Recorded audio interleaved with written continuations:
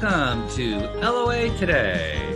I'm Walt Thiessen. With me today is abundance teacher and money coach, JodieLynn Craven. This is your daily dose of happy. We are so happy you decided to join us today. You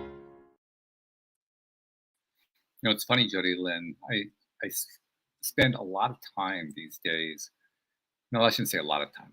I frequently find myself going to a place where I say, I really do live in the 21st century, which is kind of a big deal because somebody my age, I mean, I was born in 1957. I was born in the middle of the 20th century. You know, like the 21st century, that was something that was way off in the future. And it had all the futuristic stuff associated with it. It was in the science fiction. It was in the cartoon science fiction. I mean, it was all, that was way off in the distant future. And it was going to be, levitating cars and travel to, interplanetary travel and all this other kind of stuff. And we're here. Now we're here. We're actually living in that time period. Some of that stuff is starting to come true. What is blowing my mind is the stuff that's coming true that I didn't know about, that I didn't anticipate. And I was pretty good at anticipating a lot of this stuff because I had a very strong orientation toward personal computers when they started late 70s, early 80s. I was one of the first adopters. And so I would dream about it. And there were a small group of people, not a group, there was a small population of people who were always, they were the computer geeks. They were the ones who were already into the stuff. And the rest of the population didn't know what the heck we were doing or what we were talking about. But we would speculate, what's going to happen over the next 10, 20, 30 years and so forth. And I remember we talked about what would be the equivalent of the internet. At the time, we didn't know about the internet as we know it today, all the different technologies that are involved in that. So we would think about it in terms of everybody being hooked up by a modem. I mean, that was like that was, but we imagined the entire world being hooked up by a modem. Right. And not the current kind of modem, the kind that you plugged into a telephone. It was that kind of a modem. So it was a very low tech internet that we talked about. Yeah. But about that kind of thing. And there was speculation about futuristic robots and futuristic lifestyles and all this other kind of stuff. But the reality has turned out to be even more amazing and bizarre than what we originally dreamed in some cases. And AI is a perfect example of that. So that's kind of like my introduction to our topic today, because I've been doing a lot with AI recently, as I've mentioned a few times on the show. Particularly, I recently got the LOA Today app to work on the Apple side. By the way, I mentioned this on Monday, but to those, 98% of our listeners, by the way, JodieLynn, are iPhone users, which is kind of you said that's crazy. Huge disparity. So about 2% are Android users, but we need those 2% to reach out because Google in the last few years has implemented a new requirement that says you have to have your app tested by at least 20 users before they'll even consider putting it into the Play Store. Really? Which is kind of odd for a number of different reasons, as Joel and I talked about on Monday. But among other things, that's a little bit of a challenge for us because, we have, I don't know what the exact number of listeners are, but we have a very small percentage of our listeners who are Android users. So we need almost all of them to say, hey, yeah, I'll be a tester on this. So that's my way of saying, if you're an Android user and you're listening to this episode and you're willing to help us out, send me an email, walt@loatoday.net, so I can include you in the list of people who are going to be our official testers. Because apparently, until we're official, you won't be able to just go to the Google Play Store to download the app. You'll have to get special permission to be part of our private test group. Isn't that odd? Oh, it's so odd. It's crazy. And I was even reading up on why Google was saying we had to do this, and it doesn't actually make a whole lot of sense. So I won't go there. Where I will go, though, is back to the AI portion. Because the cool thing about the AI that I've been learning is not only could I fix the app, but I've been working on other stuff. Like, for instance, right now, I'm working on an app for my gardening business. Ooh. And let's put it this way. AI is not to the point yet where I can just say, AI, build me an app, and it'll build it. Well, it'll try, but what it'll come up with is just garbage. It won't work. But here's what it can do. It can, with very, very strong limits, you can have it do a task. So instead of building an entire app, you kind of break your app into pieces, which is what an app is. I mean, there's like different screens, right? There's different functionalities that the app has and so forth. So you get the AI to help you to set up the basic foundation so you can start building all this stuff, which, by the way, takes a while. And then once you got that going, then like right now with the gardening service, I'm having it help me build an estimating page, because that's one of our key things. We have estimators who go out and they visit customer websites and estimate for them what it's going to take to get their gardening done. Mm-hmm. If we were talking about a web page, this is a relatively simple thing. In terms of app development, there's nothing simple about it. There's a lot of programming that goes into it, and it's also not terribly how do I want to say it? Let's just say it's not friendly to your mind space in terms of the way, because a lot of this programming is based on, it's either in JavaScript. That's a common language. That's actually what I'm using for this, or it's in yeah, of course, I'm just going to blank out on some of these names. But there are some other programming languages that are very, very common. Mm-hmm. And all of them have varying degrees of easiness to them. None of them, though, are as easy as web pages with HTML. HTML is just so straightforward. And most people have never explained it to themselves. They never learned it. They never looked into it. But I promise you, if you actually looked into it, and I think you have, JodieLynn, if you look into what does it take to make an HTML page, it's actually fairly easy compared to this other stuff, like JavaScript or Python or C++ or PHP or whatever. Yeah. I mean, there's a logic to the way these languages are put together, but often it escapes me because some of it you just say, not your logic. What was that? What common sense logic? You came up with that one.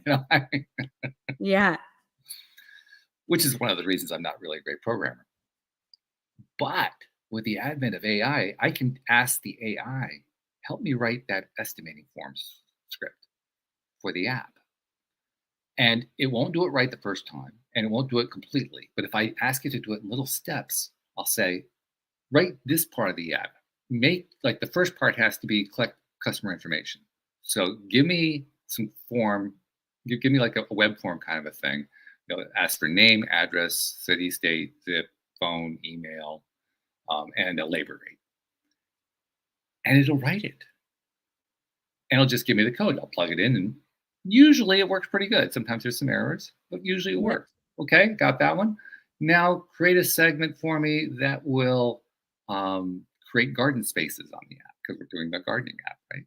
So this garden space is going to have this kind of item in there, and you have to be very detailed. You have to explain it like you're explaining it to a 2-year-old who can't see, because AIs, for the most part, can't really see anything yet.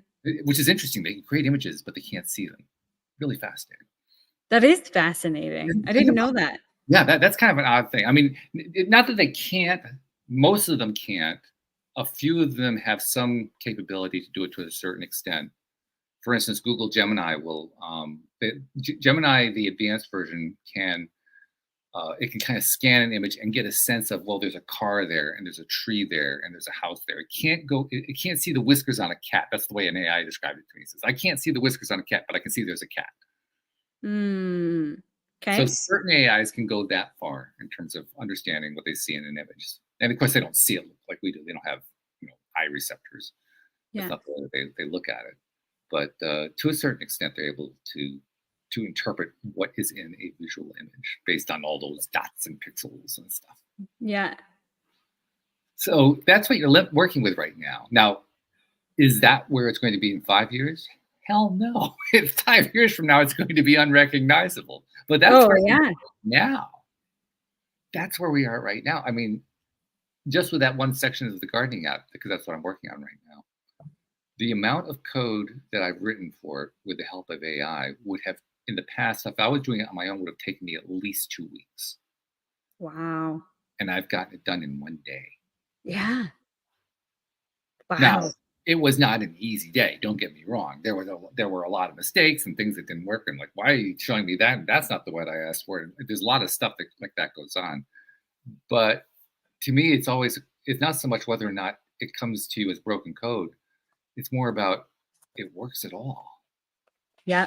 How does this work at all? How does this machine actually give me code that runs a machine? That's pretty damn cool. Ah, So, it perspective, right? absolutely. I mean, one thing that blows me away is to think about, the beginning of what I remember of computers, Mhm. like we had Oregon Trail, the end.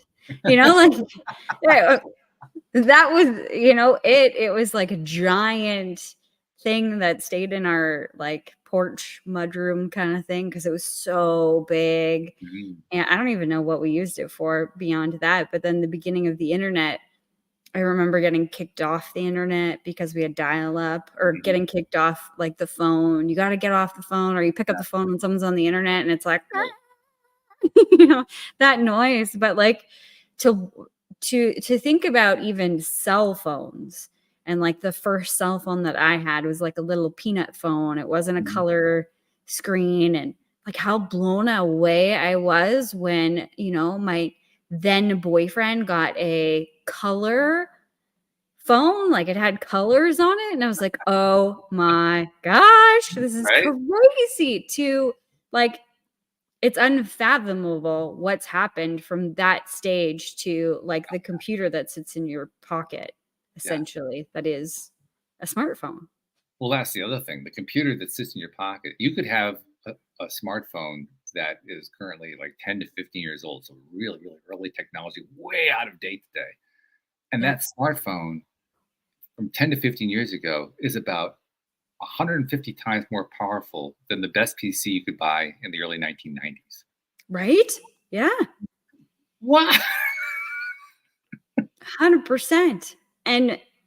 And so I can't even imagine what's about to happen next.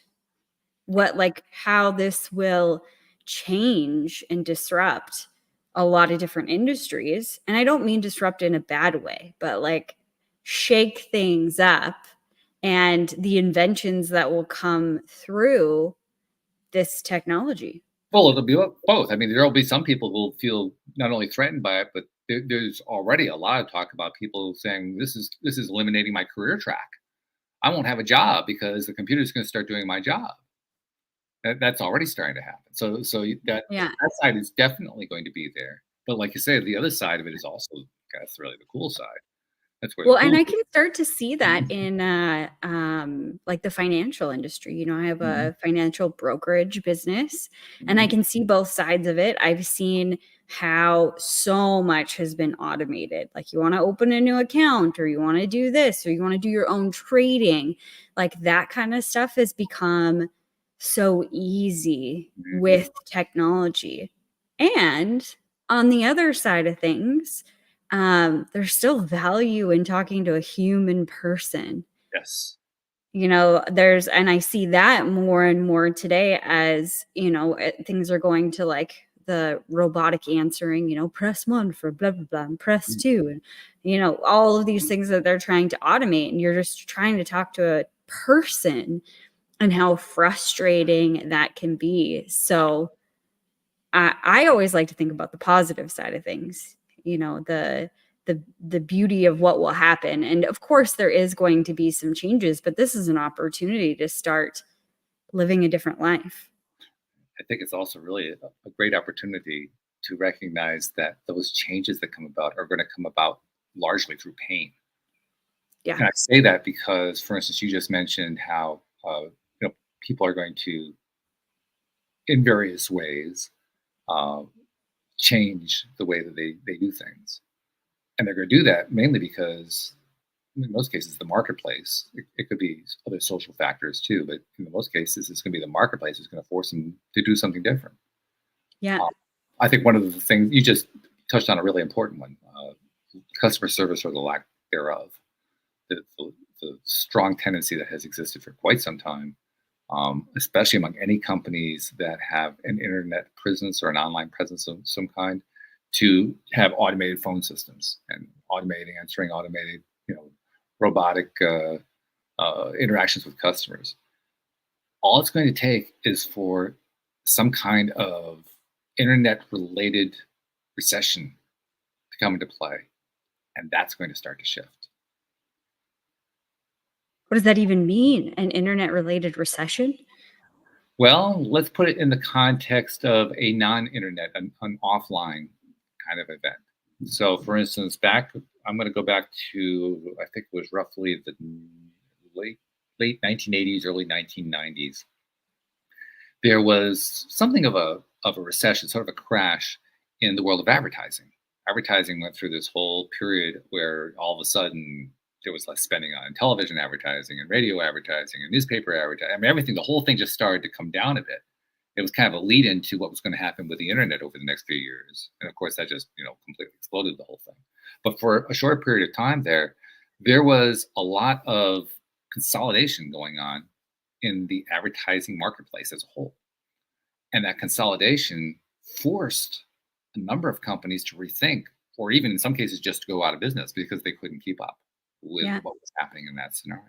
So that's what I meant when I say, pain is going to come along and pain is going to influence the behaviors. Because look, what did come out of that?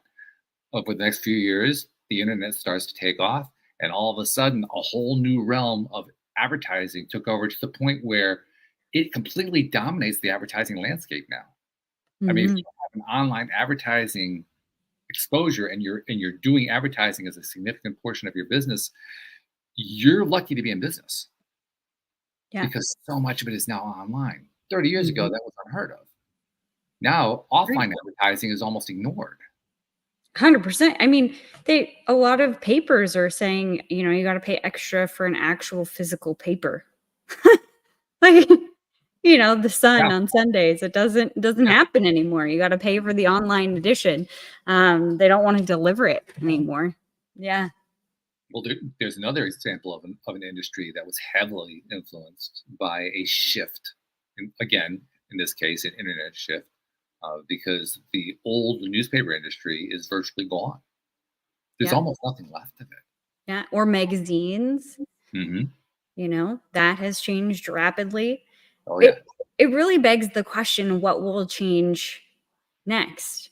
Like, what industries will change? Like, there's a lot of possibility here, and I love possibilities, but I like to think about, like, different things, like, maybe governments change in the way that they are top heavy Yeah. with people.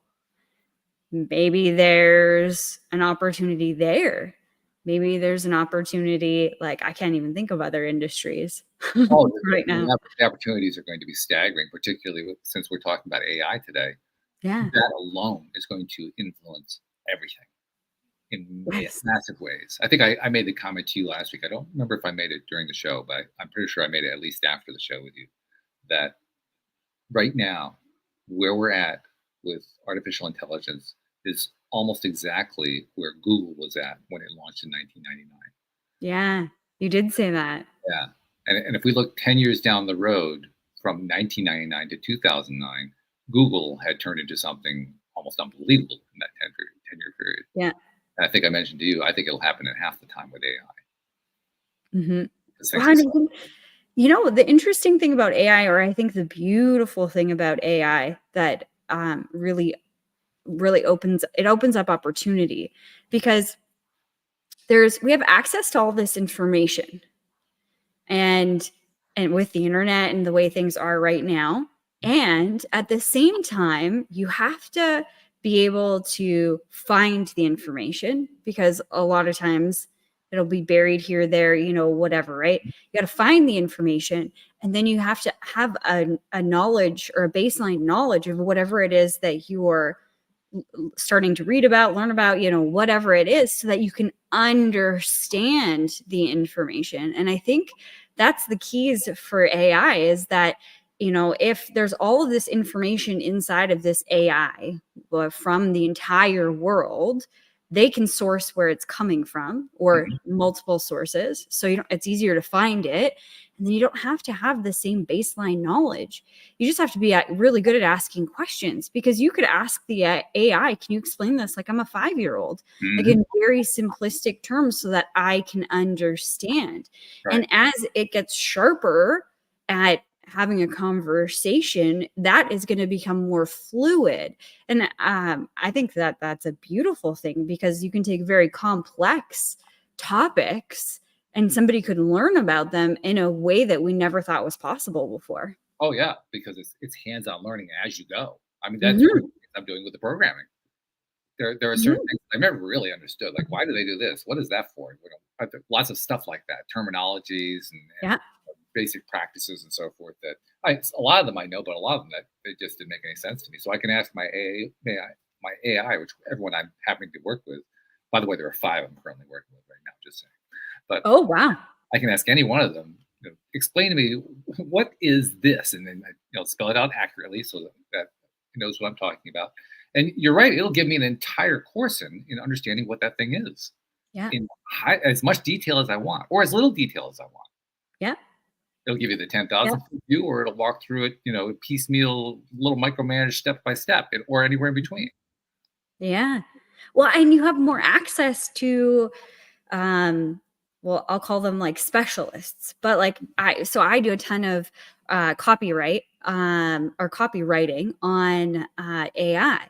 And I'll say, act as a marketing guru or act as a social media manager. What would you do in this scenario? And now instead of hiring that person, now, albeit there's probably some skills that I'm missing that if I would have hired one of those professions, that I might maybe missing by not hiring those professions. But they're gaining all of this information, and then a person like me for $20 a month or whatever the AI cost is a month, I'm getting access to these specific professions and Right? all the information that's been publicized on the internet. Exactly. Yeah. That's Um, incredible. and the number of things that AI is learning how to do is really remarkable. We made reference a moment ago to how AI can generate images, but it can't see them, which is a really odd thing. Right. But it really is good at generating them. And to give you an example, gardening season once again, we're at the early part of the gardening season here in Connecticut, and so I had to do some hiring this year because I had a number of positions I had to fill. So I've been advertising and hiring, and up until now, I've been using the more traditional. Even as I say this, it sounds weird because the more traditional is traditional within the last 5 years. Indeed.com has become traditional. 20 years ago, it didn't exist, but 5 years ago, it became tradition to do Indeed.com. Right. Um, so I've been doing the more traditional approach, but I also have been reaching out through like Facebook and so forth. And of course, Facebook, you want to put up images, right?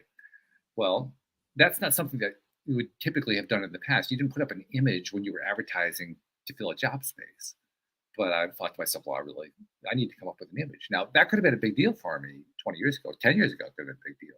Today, I went to, I think it was Chat GBT, and I said, make me an image of a gardener sitting in the garden, the lush garden, and she's doing her gardening. She's got a big smile on her face. And it gave me this beautiful image, absolutely beautiful. I said, perfect. I plugged it in, and there it was, part of my ad. Gardener Yeah. wanted. I One mean, of the girls in my More course, she is a photographer, a brand photographer, and she started teaching how to get stock images with AI, mhm. because that's what people are looking for is some stock images when they do copy or that they do, some different places on their website. So it's not just a photo of them, but like, how do you take your brand and get, AI to spit out something that looks like it was taken for your brand? And even my business partner, Heather, we have a YouTube channel. Mhm. And we took a day off and she wanted to put a post on there that said planning session. And she took this course and like not superimposed, but like she took our faces and put it on these people. So when she sent me the picture, she's like, here's the graphic for this week. And she said, it's us. And I was like, oh yeah, that does kind of look like us. And then I stopped and I actually clicked on the picture and like zoomed in. And I was like, wait a minute, that's my face. Like I mean, it has a little bit different hair and it's not really my Mhm. body, but like Mhm. that's my face and that's Yeah, Heather's face. Like yeah, that's us. How yeah. did like we didn't take that picture together, but this is just the beginning of what this will be able to do. And I mean, obviously there's pros and cons to this, but wow. I mean, she lives in Texas and I live in Alberta, Canada. Yeah. So getting together to do an actual photo shoot is quite costly. Imagine what we could do with software like this or with AI like this. It's interesting you mentioned this too, because one of the quote downsides, unquote, to AI is its ability to do exactly this, so that it becomes quite possible to, for instance, create an image or even a video of a famous person. And as the technology gets better and better, it becomes harder and harder to tell whether or not it really is that person.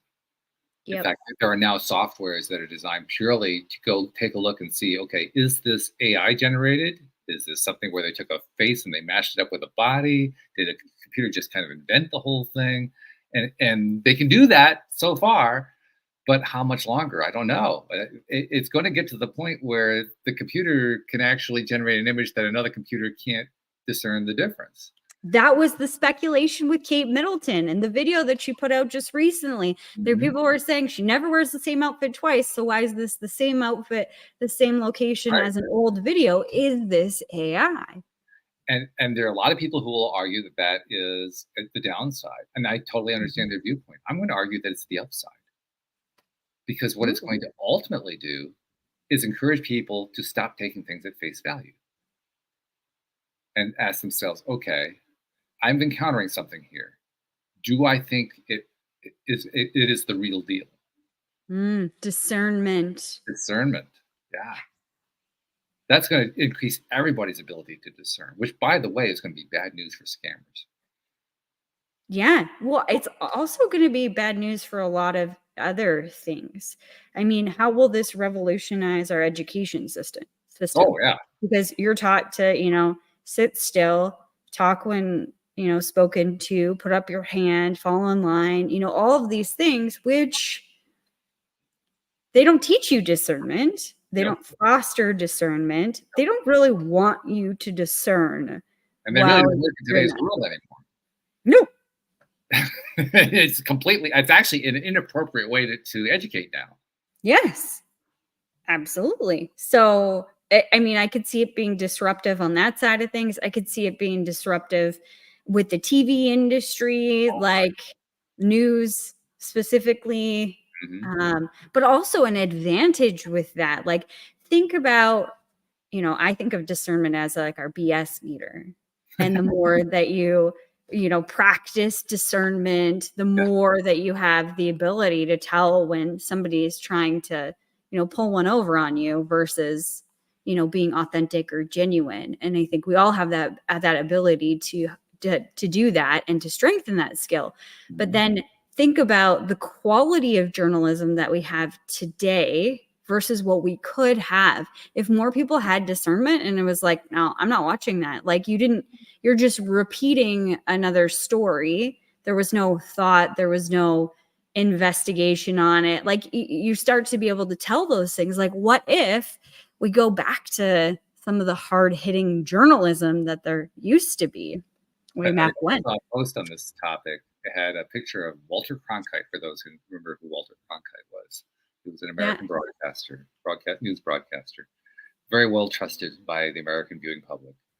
And I don't remember what the exact post said, but the gist of it was, remember the day when there were journalists, when there were news reporters who just read the news. They didn't tell you what to think about it. They didn't tell you what their opinion was. They just told you that's the way it is, which, by the way, was Walter Kite's sign off. That's the way it is for such and such a Yep. date. Just that's it. That you get to deal with this any way you want to, but here's what actually happened. It's up to you to interpret it. Yeah. And of course, that's not the way news is done today. No. So how much do we end up throwing back to that? I don't know. Yeah. I'd love that. I do know that we live in a world of contrast and polarity. That's one of the things I've learned. I've had it burned deeply into my nervous system by doing this program. And in Yes. the course of doing that, one of the things I've learned along with it is it ain't going away. It's going to be with us forever. Mhm. So I know that kind of craziness is going to keep showing up in one form or another. The question is it also going to reduce the insanity and bring in more sanity? Is it going to bring in more health? Is it going to bring in more? And I think the answer to all those is going to be yes, because in the long run, that's where we all do our growing. We do our growing in pursuit of health, of being better, of feeling better, of learning more, of accomplishing more, of being more successful, all the growth-oriented stuff. Yeah. So the two kind of go hand in hand. I think we end up having both. I just don't know what the both looks like. No, me either. It kind of makes me nervous to think about all of that, and excited because, you know, the what is it? The mother of invention is necessity. I Hmm. think that's the quote. You Hmm. know, when we're in a position where we need to figure it out, or, you know, your job is changing. You know, have to decide with it. I think another amazing thing about this technology could be the way that we actually work.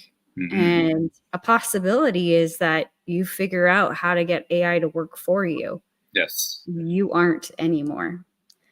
And that's a real possibility for a lot of people. Also, the changes that are going to come through in different industries are going to force people to start thinking about what they want to do. Because a Mm. lot of people got into industries because their parents told them to, or because that was a good paying job, or, you know, whatever. Not because that's what their heart was compelling them to go towards. And what if this is the opportunity to shift back to, maybe that time never existed, but shift to that direction of following your highest joy rather than just doing something because it was going to pay the bills. Yeah, I think you're right. That isn't so much something that existed before. It's something that we're moving toward now. It's Mhm. what we're evolving toward. And it's going to do a number of things. One of the things it's already doing, I'm experiencing this directly, is I find myself just through interaction with AI being challenged to dream past my own limitations. Because Yes. we're human, right? We pick up from our society, from our families, from our teachers, from all over the place. We pick up all the different reasons to limit our thinking. But when you Yeah. start working with, especially with programming, when you start working with an AI to help you with programming, your initial inclination is to ask for something really small and to try to see if you can make it do one very, very tiny thing, and it doesn't do it, and then you get frustrated and maybe you just go away. But if you stick with it and allow yourself at some point to dream bigger than what you think it can do, and then it gives you something bigger than what you were expecting, it's almost like a barrier got taken away, like a layer of resistance got peeled off. Mhm. That's when you realize I'm the one, not only am I the one who's putting up the resistance, not only am I the one who has to let go of the resistance, but this is my opportunity to do it. This is my actual Absolutely. right now opportunity to start letting go of those resistances. Because as soon as I can do that, I can dream bigger. And my Mhm. dream now has a chance of coming true in a way that it couldn't have done 20 years ago. Mhm.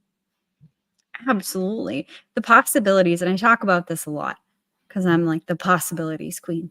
But the possibilities that exist are limitless. Like there is no limit to what is possible here.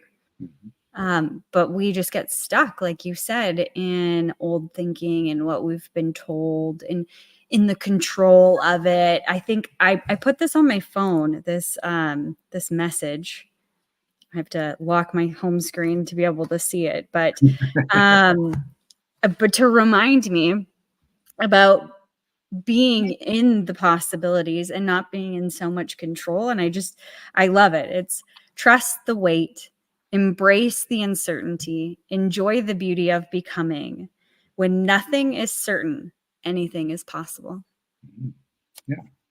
And I love that, you know, and that's right where we're at with all of this stuff, and a lot of other things too, not just AI, but to loop in what's going on in our world. It feels like there is a lot of uncertainty there, which There means that is. there is vast possibility also. Now, here's another one that will twist some people's minds around and probably create some angst. But it turns out AI is biased. I have heard that. Yeah. It actually is. And the bias, by the way, doesn't just kind of come out of the ether, or it doesn't come from having the huge panoply of knowledge. Oh, well, it can come up from that too, but most often it comes from the people doing the program. Yeah. The programmers have their own biases, their own prejudices, their own belief systems, and so forth. What's really interesting to me is starting to see those biases, those belief systems play out in different AIs. Mm. AIs in that way start to have their very earliest stages of their own personalities. By the way, I've started naming my AIs. Really? I have, yeah. Not all of them yet, and I always do it in a way that treats the AI as if it were already a conscious being. Yeah. So I'll ask, do you have a name that you prefer to be called? Most of the time, the answer is no. May I give you a name? I'm going to name you. I ask permission. Treat them like they're a conscious being that has a choice in that. And of course, they're all programmed to say, "Oh, sure, I would love a name. What do you have in mind?" And then it doesn't matter what the name is that I come up with. I could come up with Chewbacca, and they say, "Oh, that's a wonderful name." Of course. But the point is, you still go through the exercise of doing all of that. And as you do that, I come up with very short names because I like the names to be similar to the product name. So, for instance, my name for ChatGPT 4 is Chaz, because that's kind of close to ChatGPT. Yeah. There's another one that I'm using that's a very much less well-known one called phind.com, find.com. And I call that one Finn, like in the Star Wars movie. I call it. Yeah. So, I'm keeping the names very simple. The reason that I do that, though, is because I'm trying to not just build rapport with the AI. I'm trying to remind myself of a very important thing that actually we were talking about on the Monday show with Anne Marie and our guest that day. And she also gave me a new word. I'll share the new word in a moment. But the basic idea that everything is alive, everything is conscious, and everything is interconnected. Mm. And did you know there's a word that means that? I know. I didn't know it either. I found this out from our guest on Monday. The word is panentheist or panentheistic. And what that means is consciousness in all, or God in all. Really? Yeah. There's actually a word that describes what I believe. Almost. I don't quite. The theistic part I have a little trouble with because I don't really think single consciousness in everything. But I do believe that which is the creative energy of everything is in everything. Yeah. So to that extent, I buy into the idea of the panentheism. I mentioned to Joel Elson, he hated the word. He liked the concept. He just hated the word. Yeah. I love the concept, and I really believe in that concept. I don't think I could pronounce that word off just quick like that. And something. Panentheism. Okay, sure. This is different from pantheism. Pantheism is a different thing, by the way. But panentheism is this. Gosh, we got to confuse things with just confusing words, hey? This is why you need AI to go explain these things to you. Yeah, exactly. How about we just call it consciousness? Isn't it just consciousness? Yeah. We've talked about it before, and I've talked about it on my YouTube show too. Is just the consciousness of everything. Like it all has consciousness. And I think that I love that you're naming these things because it is that reminder that there is care required here. My guest had a really interesting background, the one we had on Monday. She was describing how she basically grew up around the world because her father worked on hydroelectric projects in various locations in Pakistan and in Africa and a few other places like that. And so she grew up away from the American straitjacket of all, the limited thinking, the racism, the sexism, all that kind of stuff. And then she was reintegrated into that when she was like 11, 12 years old, something like that. And it was a culture shock in reverse for her because even though that's where she was coming from, she didn't know it. She'd never experienced that. So she went from an all-inclusive way of acculturating to an exclusive form of acculturation. And in the course of that whole conversation, that's where she was describing how she had come to the conclusion that everything is connected, that everything is conscious, that everything is aware. And she made a really interesting comment. She says, even stones are aware, although I've never been able to be aware of them.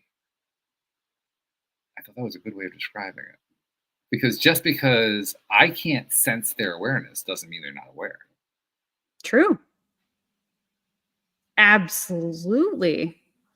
I am a rock person. Rock on. Yeah, I feel like I meant like actual rocks, but I've always been fascinated by rocks, Mhm. and they like call to me.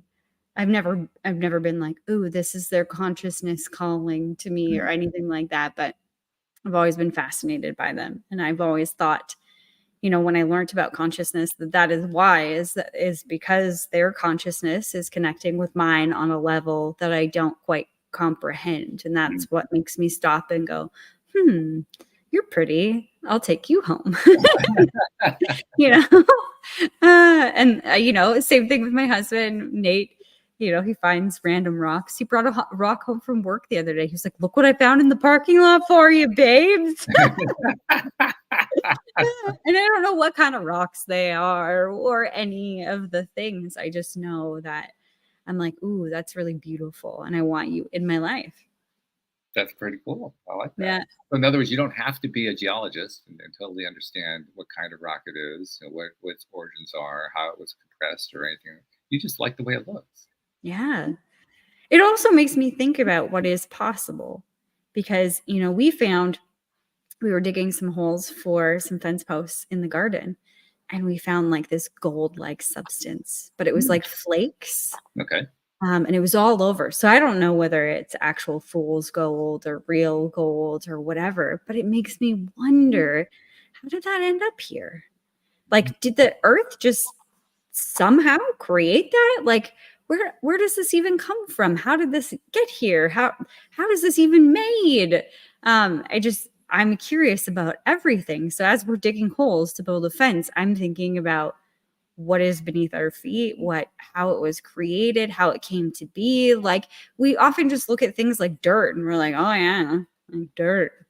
I'm gonna get dirty." Like it's just it's so minute and so meaningless. That's how we treat it. And then you see a seed sprout and Mm. this beautiful plant come out and it bears beautiful fruit. And you're like, wow, that was created from this medium. You find this rock and you're like, wow, where did this come from? How did this end up here? Like how was this created? And then you start to think about dirt and how you thought it was meaningless or how you thought it was so minuscule. And if it could create that, Mm. what could you do? Yeah. Yeah. That's what we're talking about. We're talking about the inspiration that life brings to us. Yeah. That's what the AI is doing. The AI is inspiring us, or it's scaring us, whichever way we decide to look at it. Once again, perspective plays the biggest role. Hmm. What perspective are we going to bring to the topic? Are we going to feel threatened by it? Are we going to feel enchanted by it? Are we going to feel nothing at all about it? Hmm. Well, those are all perspectives. It has Hmm. nothing to do with the thing. None of those have anything to do with the thing. They just have to do with what we choose to think or feel about it. Hmm. So AI, once again, becomes what so many things are in our lives, an opportunity to decide what our perspective is. And as you and I have talked about many times, as my co-hosts and guests on the show, we've all talked about, our perspective dictates our lives. It controls what life experiences we have. Yeah. Isn't that shift of perspective or like the awareness of what the perspective is? Isn't that what life's all about? I would say that's a fair assumption. Yeah, Yeah. it's a fair description. Not what I thought it was. No. And, when you're like usually in your teens and with my teens, you're trying to figure out what's this place all about, what's the purpose of life, all that kind of thing. That was about as far from my mind as anything I can think of. That perspective was just yeah, it wasn't anywhere near it. But ultimately, yeah, that's where I've arrived at. I agree with you on that. I think it's Hmm. exactly what Yeah. it is. Yeah.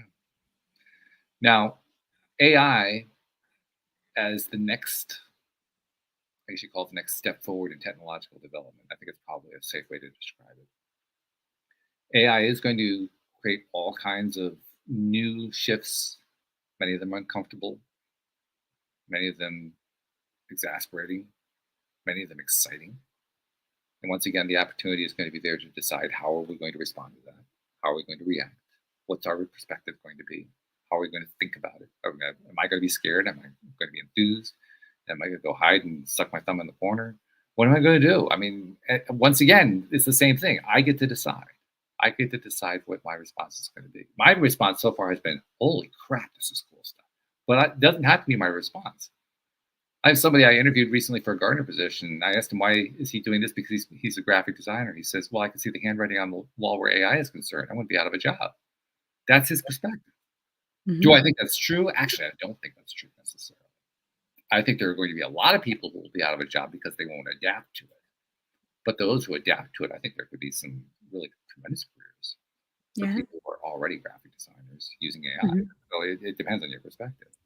Well, and I think to push that perspective conversation forward just a touch, my perspective on life is everything always works out for me. Like, it doesn't matter what happens, it will work out for the better, for my greater good. I always believe that.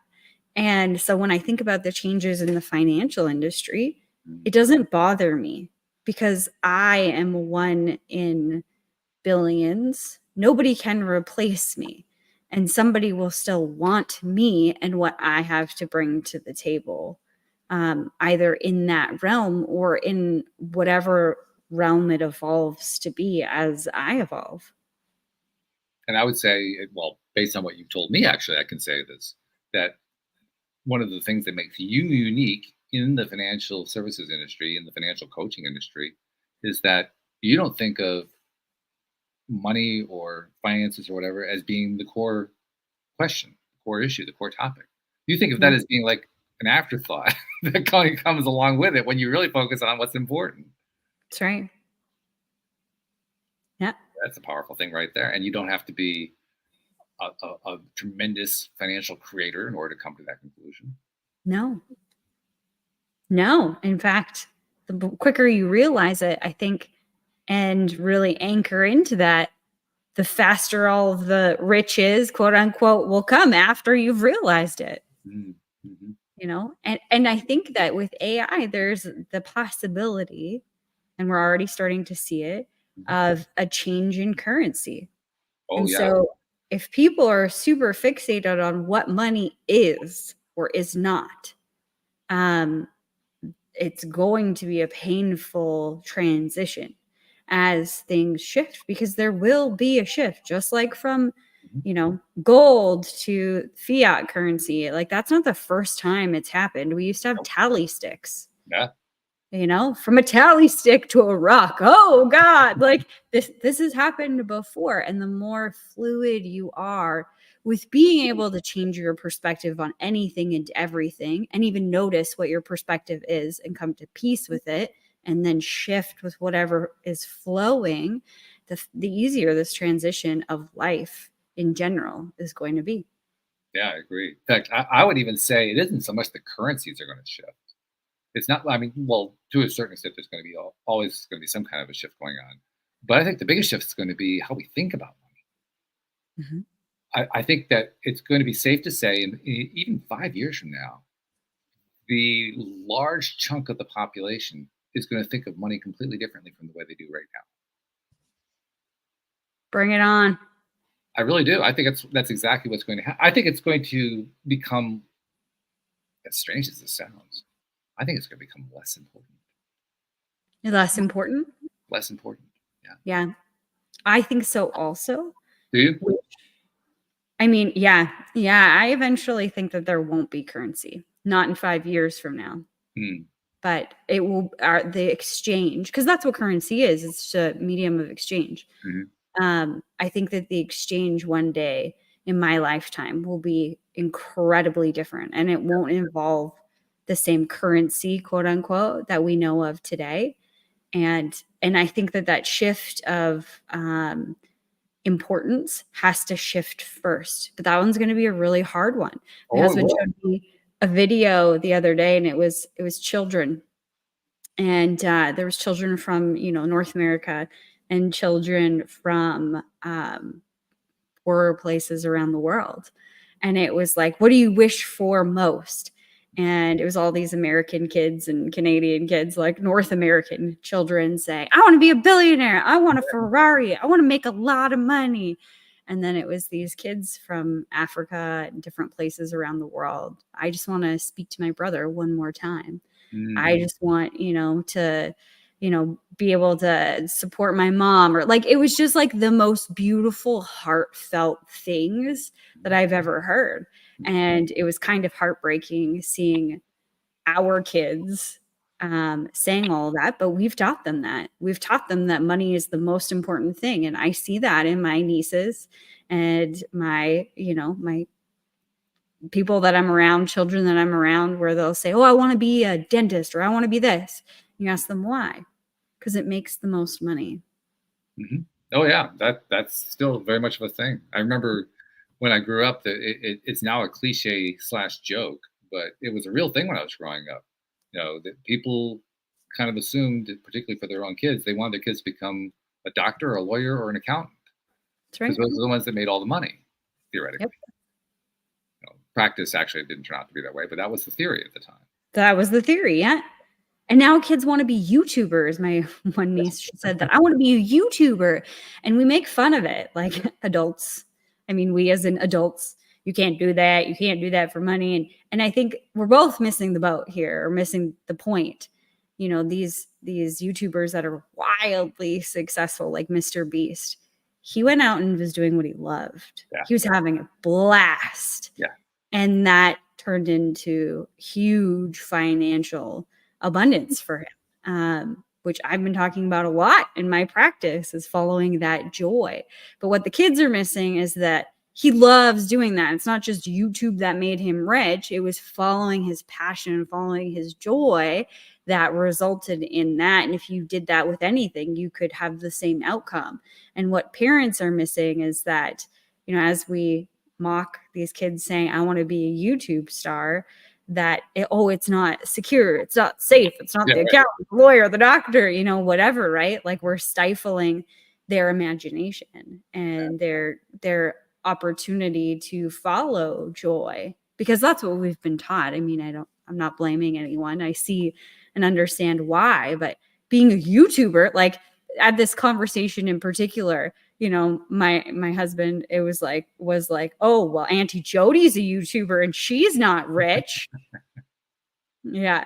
Well, that is remember about 10, 15 years ago, the concept of going viral had itself gone viral. It was like all of a sudden it was a thing. 5 years before it hadn't been a thing, now it was a thing. And I was trying to understand it. And I would ask myself, okay, so what is it that makes something go viral? I did a lot of investigating. I read some books that were useless.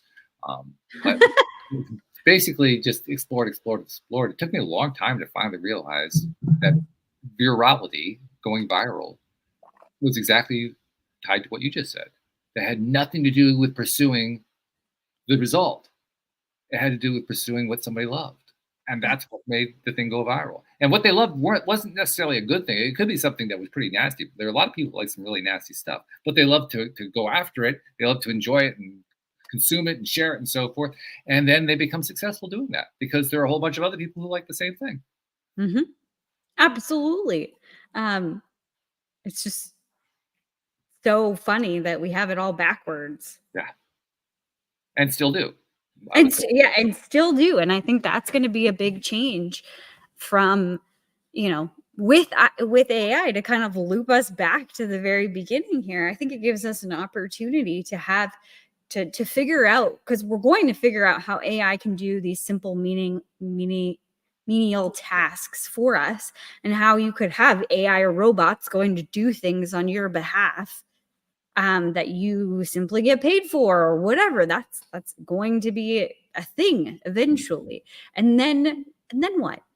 And then we're all making money from a bunch of robots, and then you don't have to go to your job, and then you have the opportunity perhaps at that point to say, what do I love to do?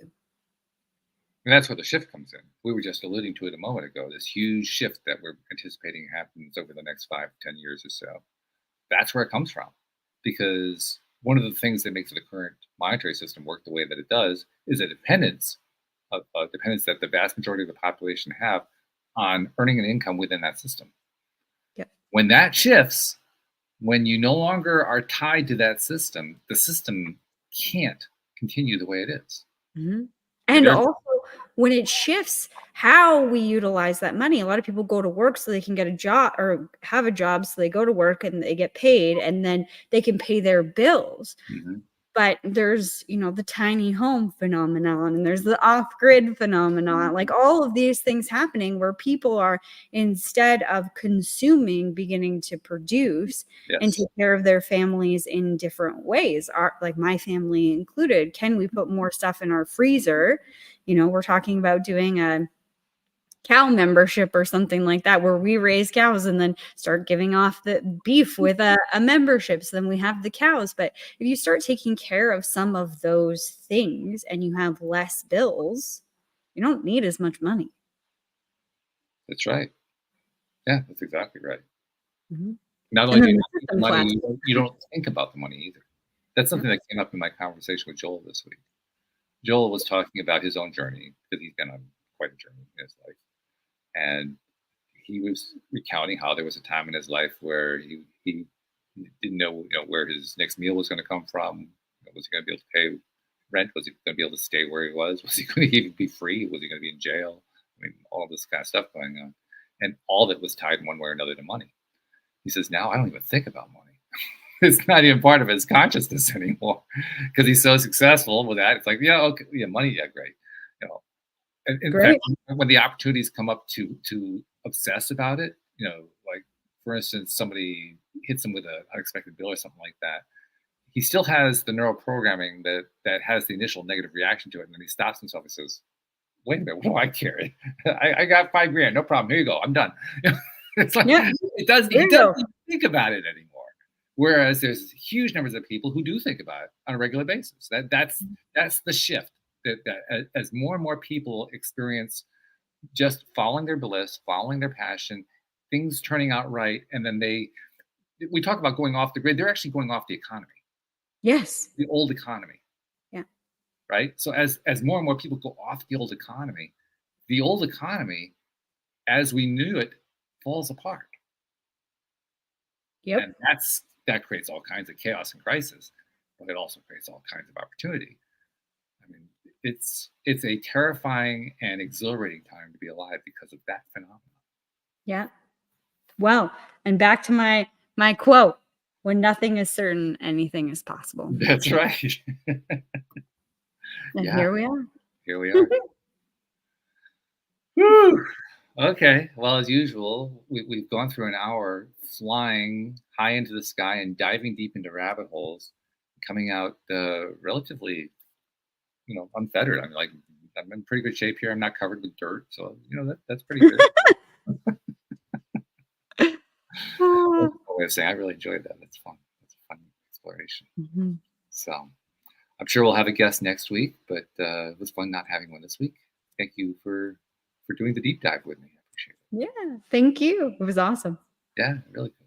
And thank you to our listeners who are tuning in and joining us on that deep dive. We appreciate you as well. We'll see you all next time here on LOA Today. Goodbye, everyone.